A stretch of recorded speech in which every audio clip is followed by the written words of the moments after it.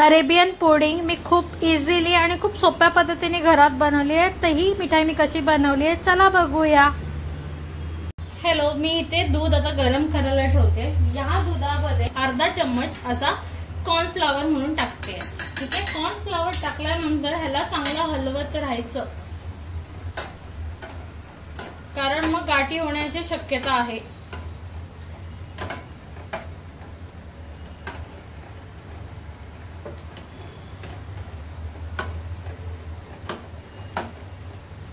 साखर टाकून घेते।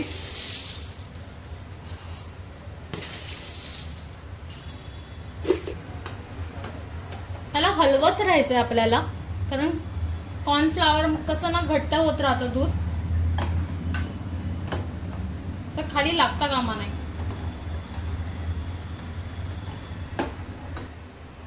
आपण रोज फ्लेवरचं बनवतोय म्हणून मी 1 चम्मच इथे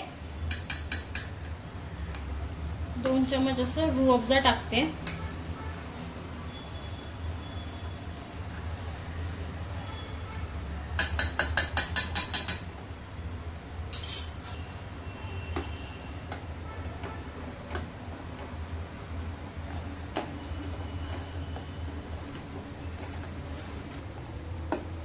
छान असा लाईट पिंक कलर आलेला आहे आपल्या दुधाला।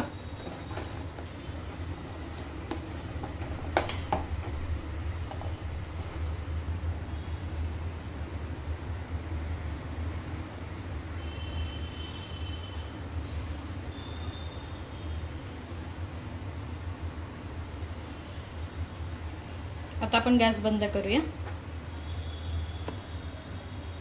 इथे मी अमूलचा फ्रेश क्रीम घेतलेला आहे। हाफ स्पून असं रोज एसेन्स टाकते ह्याच्यात, हार्वेस्टचं रोज एसेन्स घेतलेला आहे। इथे कंडेन्स मिल्क टाकते।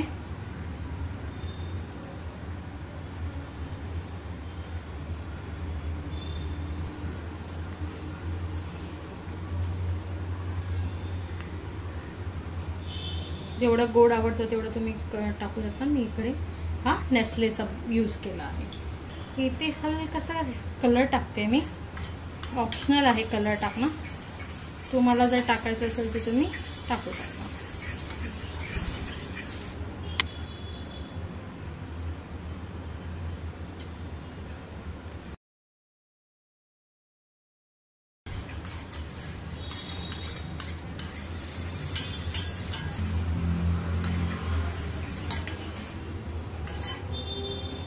मस्त पिंक कलर आलेला आहे, बेबी पिंक कलर। ठीक आहे, आता आपण साईडला ठेवूया। आता आपण सगळं असेंबल करायला घेऊया आपलं। इथे मी ब्रेड ठेवलाय, इथे मी होल व्हीटचा ब्रेड वापरलेला आहे, नो मैदा, तुम्ही कुठलाही वापरू शकता। ह्याच्यामध्ये आपण तो रूह अफजा मिल्क बनवलेला तो टाकूया, कॉर्नफ्लॉवर वाला, स्लरी वाला।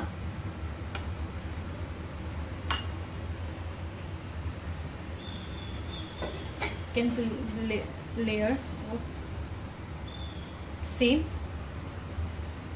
रिपीट करायचं आपल्याला।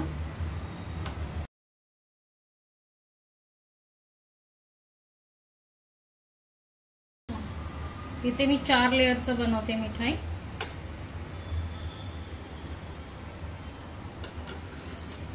आणि हा आपला चौथा लेयर, ह्याला पण सेम करायचा आहे।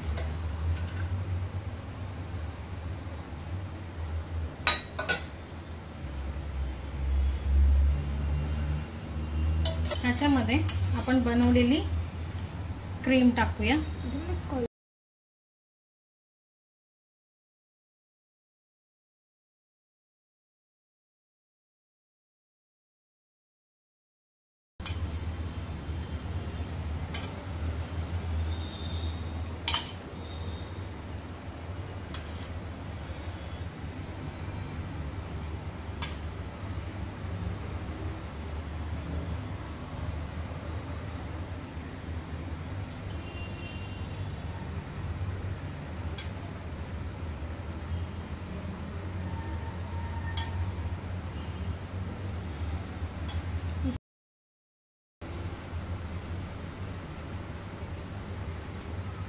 चॉप पिस्ताशियो टाकला आहे फॉर द डेकोरेशन। आणि ही आपली मिठाई ही बघा आपली अरेबियन पुडिंग खूप सुंदर तयार झालेली आहे। आता ह्याला आपण 3 ते 4 तास रेफ्रिजरेट करूया। फ्रीज मधून नंतर काढून खा, खूप छान, खूप टेस्टी लागते। तुम्ही पण करून पहा। भेटूया पुढच्या रेसिपी मध्ये।